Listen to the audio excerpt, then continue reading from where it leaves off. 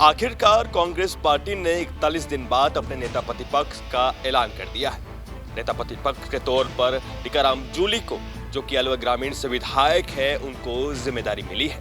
आपको बता दें कि 41 दिन बाद कांग्रेस पार्टी ने बड़े ही सोच विचार कर, बड़े ही मंथन के साथ ये फैसला किया है।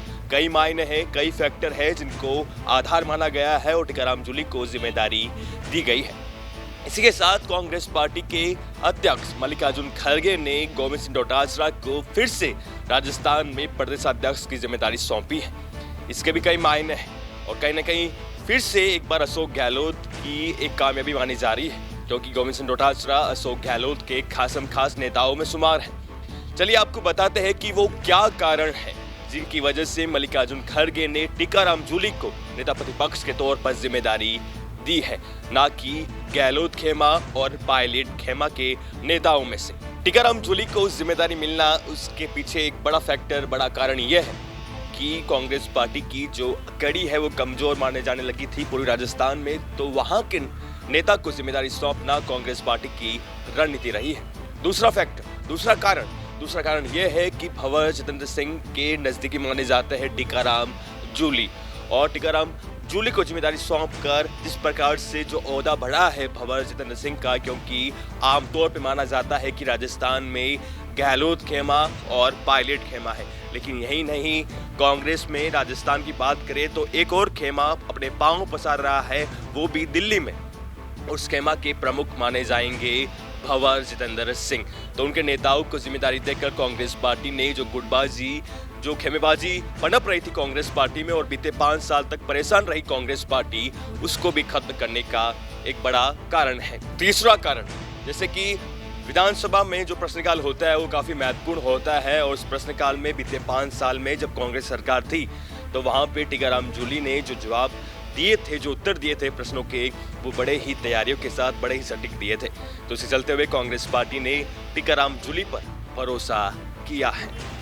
जो सबसे बड़ा फैक्टर रहा है, मैंने आपको बताया था कि जो कांग्रेस पार्टी में खेमेबाजी गुटबाजी पनप रही है, इसको विराम लगाने के लिए, इसको रोकने के लिए कांग्रेस पार्टी ने कदम उठाया है। और एक बड़ा कारण यह भी है कि दलित को भी साथ लिया है कांग्रेस पार्टी ने टीकाराम जूली को जिम्मेदारी देकर, और वहीं जिस प्रकार से गोविंद सिंह डोटासरा को फिर से जिम्मेदारी मिली है प्रदेश में प्रदेशाध्यक्ष के तौर पर, तो कहीं ना कहीं जाट और दलित कांग्रेस पार्टी ने साथ लिए है। क्या जाट और दलित आते हैं कांग्रेस पार्टी के खेमे में या रुख करते हैं कांग्रेस पार्टी की तरफ लोकसभा चुनाव में, वो देखने वाली बात होगी, क्योंकि भाजपा ने एक बड़ा कदम चलते हुए प्रेमचंद बेरवा को उप मुख्यमंत्री बनाया है, जो दलित समाज से आते हैं। और कांग्रेस पार्टी में माना यह जा रहा था कि हाँ, टीकाराम जूली को जिम्मेदारी मिल सकती है क्योंकि दलित है, और महेंद्र जी सिंह मालवीय को भी जिम्मेदारी मिल सकती है क्योंकि वो आदिवासी क्षेत्र से आते हैं, दलित समाज से आते हैं, तो उनको भी जिम्मेदारी मिल सकती है। शुरुआत से ही माना जा रहा था कि दलित को जिम्मेदारी मिलेगी, कुछ वैसा ही देखने को मिला है।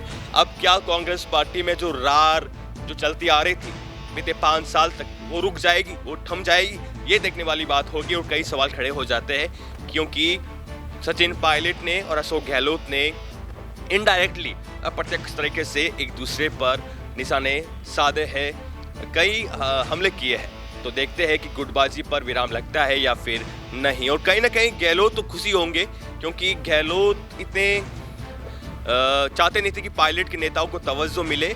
तो जिस प्रकार से भंवर जितेंद्र सिंह गहलोत के भी नजदीकी माने जाते हैं, उनके नेता को जिम्मेदारी मिली है, तो कहीं ना कहीं अशोक गहलोत भी इतने नाराज या मायूस नहीं हुए होंगे जिस प्रकार से जिम्मेदारी मिली है। अब देखते हैं भाजपा को कड़ी चुनौती दे पाती है या फिर नहीं, क्योंकि अब की बार कांग्रेस पार्टी के पास 70 विधायक है, और जो विधायकों का आंकड़ा है वो पिछली 2013-2018 में जो विधायक थे उससे कहीं ज्यादा है। तो क्या भाजपा को कांग्रेस पार्टी मिलकर एकजुटता के साथ घेर पाएगी या फिर नहीं, वो देखने वाली बात होगी। मैं मनीष गौड़, कैमरा साथी योगेंद्र सिंह के साथ, जयपुर।